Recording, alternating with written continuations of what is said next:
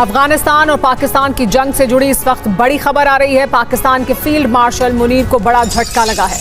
मुनीर के सीनियर सलाहकार जनरल आशिफ खान चौधरी मारे गए हैं। एबटाबाद सैन्य अड्डे पर हुए हमले में उनकी मौत हुई है, ये जानकारी मिल रही है।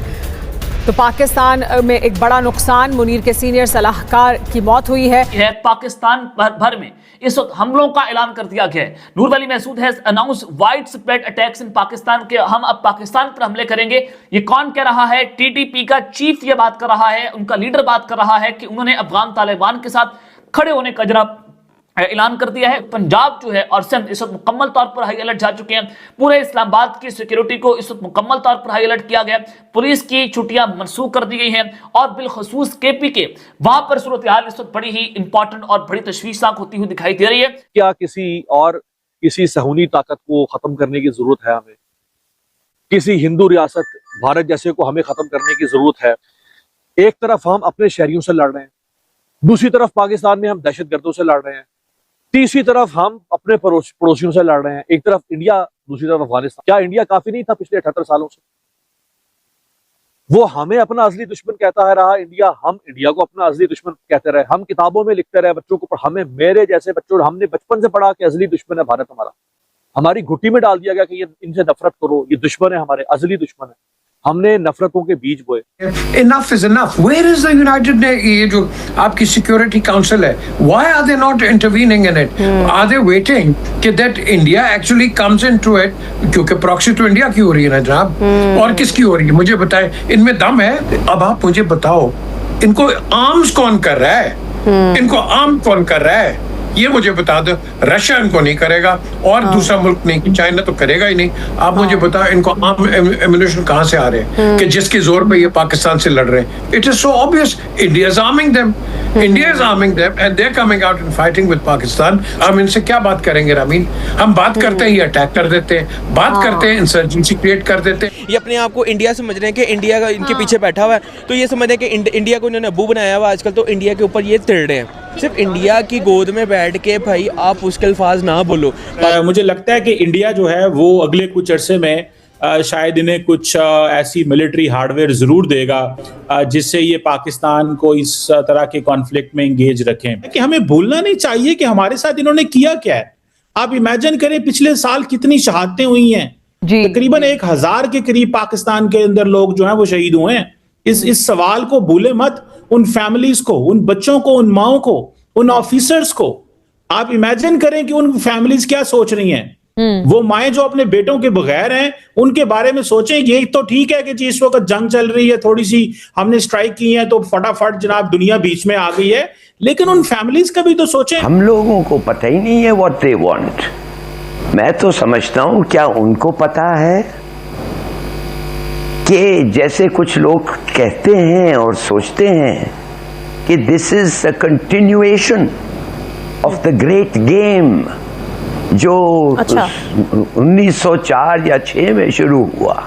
मैं ये जानना चाहता हूं कि ये जो जंग है जो शुरू हुआ था, जो मैंने कहा the great game long ago, इसमें ये कितने एक्टर्स हैं? थोड़ा सा देखिए और थोड़ा सोचिए और फिर आप समझेंगे कि ये कितना मुश्किल होगा। और फिर उसके बाद मैं कहूँगा वेरी ब्रीफली कि व्हाट शायद हमें क्या करना चाहिए इस वक्त। Number 1, who are the countries involved? Afghanistan, Pakistan, Hindustan आ गया है, इसमें आ गया है। इस फुट होल्ड उसको अफगानिस्तान में मिल गया है। अब अफगानिस्तान का फ्यूचर हिंदुस्तान के बगैर नहीं ये हो सकता है, डिसाइड हो सकता है। चाइना भी आ गया है। आखिर ये जो 3 ट्रिलियन वर्थ ऑफ मिनरल्स हैं, सिर्फ ये नहीं है, $3 ट्रिलियन वर्थ ऑफ मिनरल्स जो अफगानिस्तान में, वो इंटरेस्ट नहीं है, और भी इंटरेस्ट है, स्ट्रेटेजिक इंटरेस्ट है, फिर यूएस का इंटरेस्ट है, रशिया का इंटरेस्ट है। और हमें सोचना चाहिए कि जो मिनॉरिटीज हैं अफगानिस्तान में, उज़्बेक और ताजिक, उनका इंटरेस्ट है। और जो पश्तून एरियाज हैं जो इस वक्त डिवाइडेड हैं, उनका भी इंटरेस्ट है। उधर भी कोलैबोरेशन और कोऑपरेशन चाहिए फॉर फ्यूचर पीस। तो बहुत सारे फैक्टर्स हैं और जो डिस्कस होने हैं, और अब तक पता नहीं चल रहा है कौन क्या करेगा और क्या नहीं करेगा। मगर फ्रैंकली पाकिस्तान को अमन चाहिए, वी नीड पीस, हमें वॉर नहीं चाहिए। पाकिस्तान को सीपैक चाहिए, पाकिस्तान को सीपैक कभी नहीं मिलेगा अगर उसका वेस्टर्न बॉर्डर जो है, जो अफगानिस्तान, अगर पीसफुल ना हो। देखिए, अगर वो चाहते हैं हमें मदद करने तो वो बहुत सारी चीजें कर रहे हैं, बट दे आर नॉट। भाई उनको पैसे मिल रहे हैं हिंदुस्तान को, they are desperate for money. और अभी जो बहुत अच्छी चीज हमने कही है, वो जो आर्म डंप्स हैं, जो इंशाल्लाह शायद उसमें वो भी थे, वो अमेरिकन जो छोड़ के $8 बिलियन वर्थ ऑफ आर्म छोड़ के गए, शायद उनको भी हमने डीकमीशन किया है, न्यूट्रलाइज किया। अगर किया है, वेरी गुड, वेरी गुड। देखिए, उनको भी सोचना, हम लोग भी इधर तो रोज मर रहे थे, हम तो रोज लाशें उतार रहे थे, हमने तो उधर जाके उनको नहीं मारा, मीनिंग द गवर्नमेंट ऑफ उधर जाके हमने अपने फोर्सेस नहीं भेजे, उनके in so many words proxy forces were coming over here. तो हमारा प्रॉक्सी आर्मी तो है नहीं ना, जो मैं उस दिन सजेस्ट कर रहा था कि शायद होना चाहिए, मगर we don't have a proxy army. वो तो बल्कि मैं और भी कहता हूँ, मैं कहता हूँ they want a regime change in Pakistan.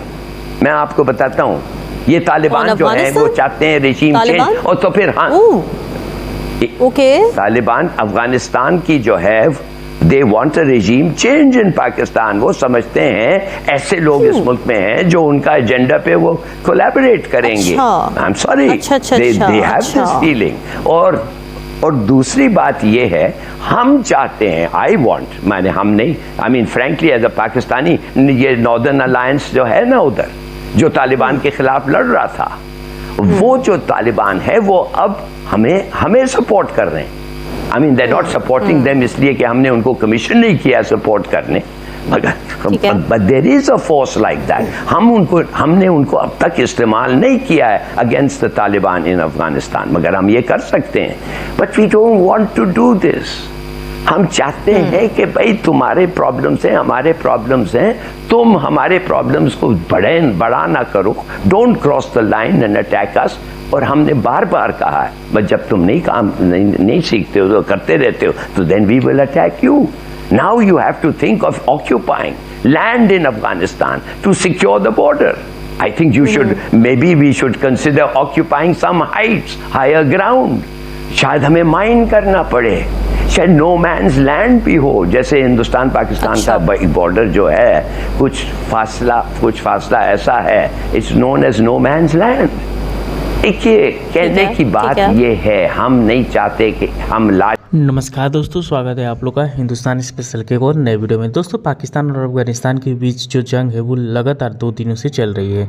कई लोगों का ये मानना था कि कल तक जो है वो ये जंग जो है वो बंद हो जाएगी, लेकिन आज रात में भी अगर आप देखा जाए तो आज रात में भी पाकिस्तान और अफगानिस्तान के बीच में युद्ध हुआ है। और बताया जा रहा है कि जो आसिम मुनीर है, पाकिस्तानी आर्मी चीफ, उसके सलाहकार को तालिबान ने मार दिया है। दोस्तों, जब से ये खबर आई है तब से एक बात तो साफ हो गई है कि पाकिस्तान में अफ़गानिस्तान के जो लड़ाके हैं वो पूरी तरीके से चारों तरफ से फैल गए हैं और जहाँ पे चाहे वो जहाँ पे स्ट्राइक कर रहे हैं। दोस्तों, खबरें ये भी आ रही थी कि ड्रोन जो है उससे तालिबान हमला कर रहे हैं। दोस्तों, जब से ये चीज़ पाकिस्तान ने सुना है तब से उसके कान खड़े हो गए हैं और वो लगातार अब भारत पे आरोप लगाना स्टार्ट कर चुके हैं कि भारत जो है वो अफ़गानिस्तान को ड्रोन दे रहा है ताकि वो पाकिस्तान पे हमला कर पाए। दोस्तों, अभी तक इस प्रकार की कोई न्यूज़ तो नहीं आई है, लेकिन जिस तरीके से पाकिस्तानी रो रहे हैं, एक बात तो कहीं ना कहीं सच साबित होती है कि पाकिस्तान को बड़ा झटका लगा है।